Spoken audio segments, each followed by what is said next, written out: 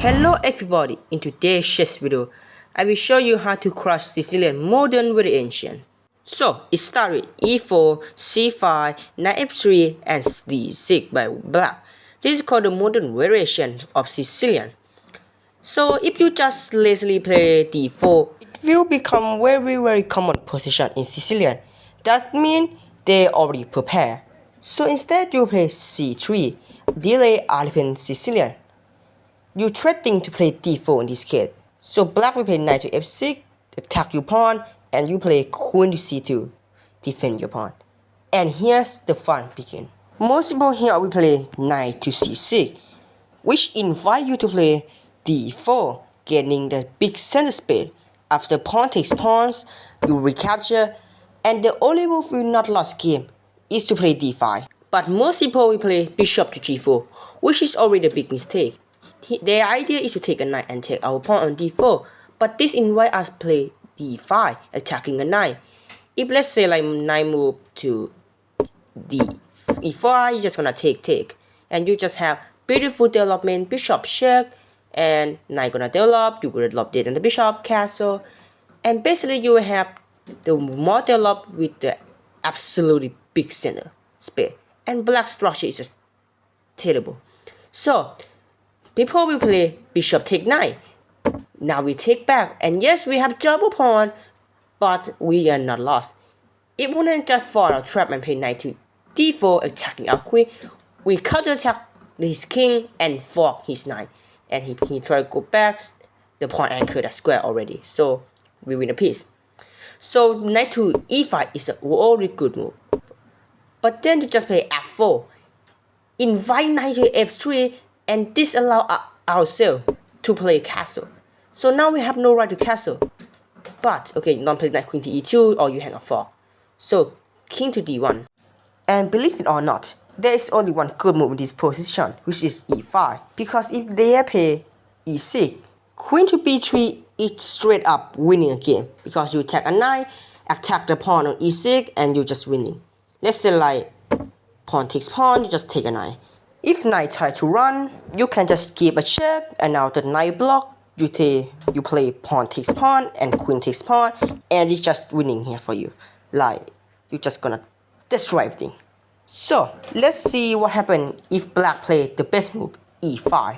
In this case, we're gonna en passant. Why do you look really confused? There's en passant rule. Do you really forget about en passant? Come on, dude. Anyway, after you en passant, he will recapture back with f pawn, and then you will play queen to d3 in this case. But of course, you may ask, what happened I play queen to b3 instead? Now attack a pawn and a knight. There is a difference because now they can play knight to d4 now. And after queen check, he can come back to c6, and black is okay here. Here you could try to play like bishop to b5, development knight. Is playable here. But your king is lined up to your opponent queen, so d5 and crack the center is very dangerous, so I don't recommend this line.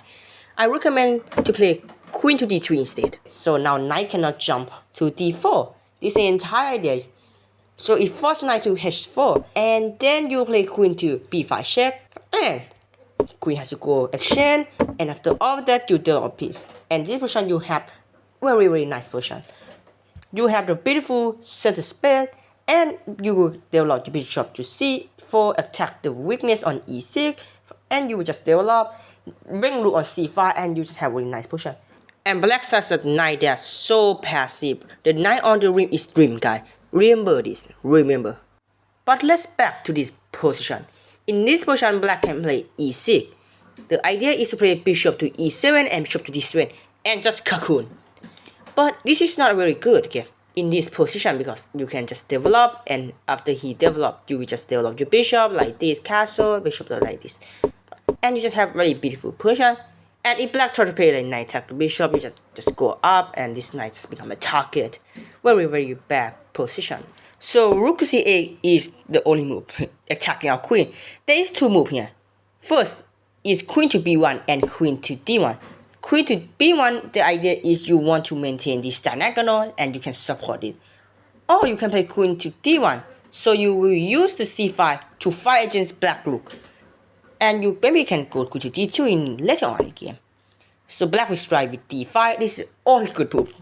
So black has to push, and then black jump his knight and attack the bishop. You actually will drop bishop back and f6. Now you will play h3 and then dominate the pawn structure. And then you will play bishop to b5. And the idea is, let's say like black take your pawn. You will take his knight, and after that you will take back with a knight, and you will get the beautiful outpost knight like this, and you can just attack. And look at this, black king is just neck. You have so many targets. Black is losing here, like f4, and you can just look left. This is not the good position at all. So black will try to not take this pawn. Instead, if black is play this move, black is also losing, because now you can take a knight. Let's say like queen to b6, you can just take a knight, take a pawn, or just push up. And look at this, black is completely losing. Like black could try to hold on like king to g7, but oh my, the weakness is just too much. Okay, so black has to find one of the most stupidest move in position, and that move here is to realize that the white knight is very strong. So what do you do? Black will play bishop to e1. The idea is you want to rotate the bishop to h5 and take a knight on f3, because the knight is so strong, and this is only a good move. It is only a good move by black. So nobody gonna fight. Let's say you attack the h1. This move, you can sacrifice the pawn here, because if let's say like you take and you take a pawn, black will take your knight and dominate the pawn, and just use the g5 against you now. And you're just not good. This is not good. So you will try to take a pawn here, and then you jump your knight. You don't want to dominate your pawn, and c5. And this just very chaotic. Like this pawn hanging, but I don't know. I mean, I just thought on top, because it's just very chaotic, and you have very much possibility in this position. So black will use the g5, and you will try to use the weakening of the king as advantage. But anyway, let's see the best move, d5 in this position. So d5, you will push a pawn to e5, attacking the knight, and the knight jump in your position. You will try to trade the knight. Actually win a pawn. So there is two moves, queen to a5 or bishop to f5. This is a good move. So let's say bishop to f5, attacking your queen. You see, now you have to play bishop to d3, and now you're trading with a knight. So e6, and you can take it. This position you can take, but you take, he will not take back like this, okay? Because if he take back, you just get a very nice position. So rather gonna take back, yet he will play queen to a5 check before taking your pawn. And after like bishop block, now he take, and then after like queen take, bishop go out, and this position is still very equal after queen to e3, but oh my, the weakness, you have the very bad pawn structure, like rook to d8, and black has a very big counterplay on your pawn. Like everything is not good in this position. Like oh my, you have the backward pawn, you will lose the pawn, and this position can be fall apart very soon. So I recommend castle. And black has to take your knight. This is the only move, and then trade. This is only good move. And you will get the very nice position. You have the beautiful pawn center, and you're just gonna attack on the queen side, and there's no backward pawn anymore. So very nice. The best variation here that I'm gonna show you is queen to 7. You might ask, okay, what I gonna play d4, and you realize something. Oh, the queen is pinning a pawn, because if I just take, your queen just lost. GG. But yeah, you can take with a knight, and maybe use 3-on-2 structure in the endgame. But it's just no advantage, or it's just very equal. So I don't recommend you to just play d4. Yes, it's playable, but I really love bishop to c4. So now you unpinning your pawn to a queen, and now you really want to play d4 now. There's two moves in this position, which is e6 and a6. So let's watch e6 first, okay? Because it looks very natural. Then you're just gonna play castle, and then okay, bishop develop. You will play d4 now, and takes, and you just have very nice center space. And but black still have really good composition after like some sort of sequence. You just take a pawn. You just really have very good position. So you're gonna move on. That is actually the best move. Now you don't want to take to activate the bishop, so you're gonna play queen to e2 to unpin yourself and defend the bishop still. And then after pawn takes, you will take with a pawn, and you're just gonna have some space advantage a little bit, and you will just develop a piece, attack, trade. And basically after all of that, here, let's see it like this. You will attack on the king side, okay? This is your entire day, you're gonna maybe trading checkmate. But black will have the very dynamic counterplay on the center and the queen side. Because a lot of pieces is aiming on the queen side and center. It's still very equal, okay? But let's say it's Sicilian. Sicilian is very imbalanced, so you will not get this kind of position always.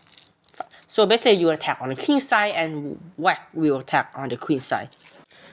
So let's come back to this position again. And let's see what happened after a6, which is the very good move too. Like first bishop c4 and a6 here. You will play d4 anyway in this position. Invite b5 here.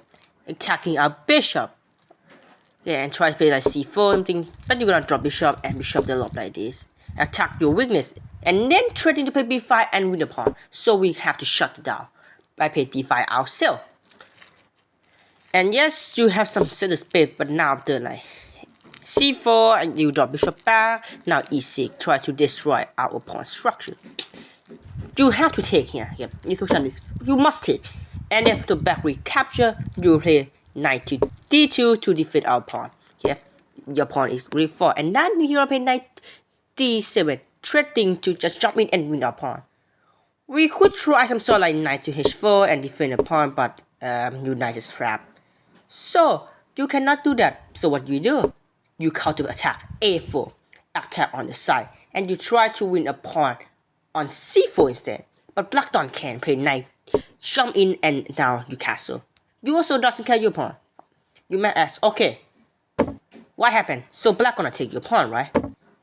Then you will take a pawn out there, not a knight yet, and now you gonna take, and you will play queen take knight, and we just gonna have some big action. And look at this position is really nice. Like we can just jump a queen to center, attack a pawn, and yeah, you have some attack possibility.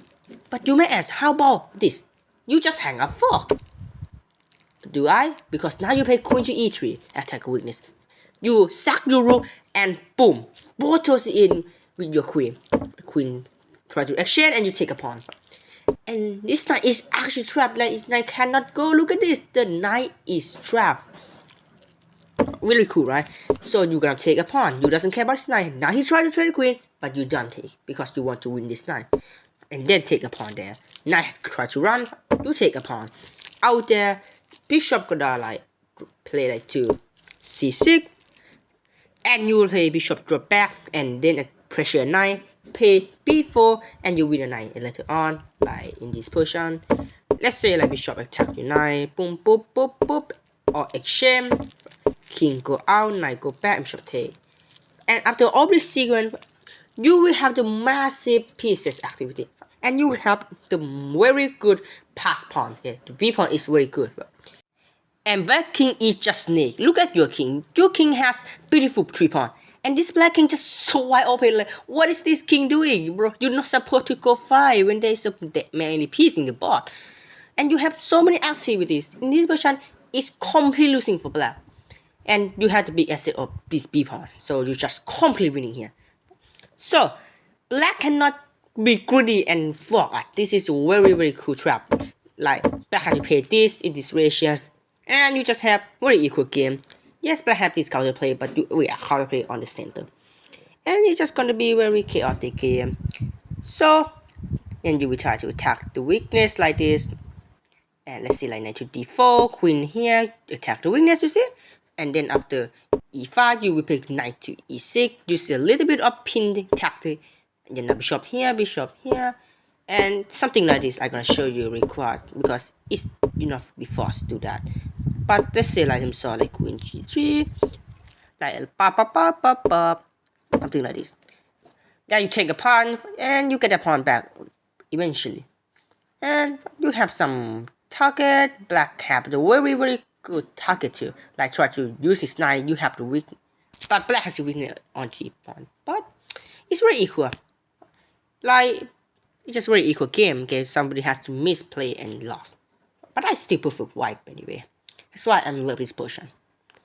And that is basically all how to cross Sicilian modern version.